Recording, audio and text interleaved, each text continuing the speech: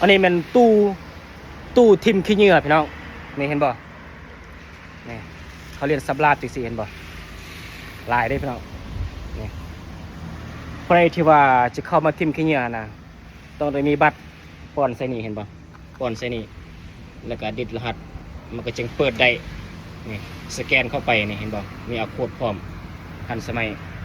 จะไปทิมโลโลเล่บ่ได้พี่น้องต้องรักษาความสะอาดเพื่อบ่ให้เป็นพยาธิพะเยากลับไปสู่คนเฮาพี่น้องอันนี้ก็บ่อนทิมขี้เหงื่อเนาะนี่กระติกจะใส่บนนี้เนาะแก้วเขาสิยังเป็นชิ้นส่วนพี่น้องใครจะทิมบลัมบรอยบ่ได้พี่น้องมีวงจรปิดเห็นบ่โอ้สุดยอดเส้นทางพี่น้องถ้ามันร้อนเกินไปสิมันก็จะมีน้ำเห็นบ่น้ำเราเปิดใส่เห็นบ่อันนี้เป็นน้ำที่ว่าถึกช่วงฤดูร้อนเนาะเขาก็จะเปิดน้ำเย็นนี่ใส่ทางสิเห็นบ่ดีเบิดไปพูนสุดพุ่นๆเลยเห็นบ่เปียกเป็นบอลเห็นบ่นี่มันร้อนจังซี่ก็จะเปิดใส่เห็นบ่เปิดใส่ทางให้มันบ่ให้มันร้อนเกินไปเพราะว่าเกาหลีใต้นี่ช่วงนี้มันโคตรร้อนพี่น้องกันฮอตช่วงยามหนาวถ้ามีหิมะท่วมทางบริษัทเขาก็จะเปิดความร้อนใส่นี่เปิดน้ำร้อนใส่ตอนนี้เขาเปิดน้ำเย็นใส่เพราะมันร้อนตอนนี้เกาหลีใต้โคตรร้อนเลยพี่น้องอันตรายสุด ความร้อนเบิ่งเขาปั่นไปเหงื่อออกเต็มเลยเนี่ยอันนี้เป็นตู้ติมขี้เหงื่อพี่น้องเด้ออันนี้ก็แม่นหมดเนี่ย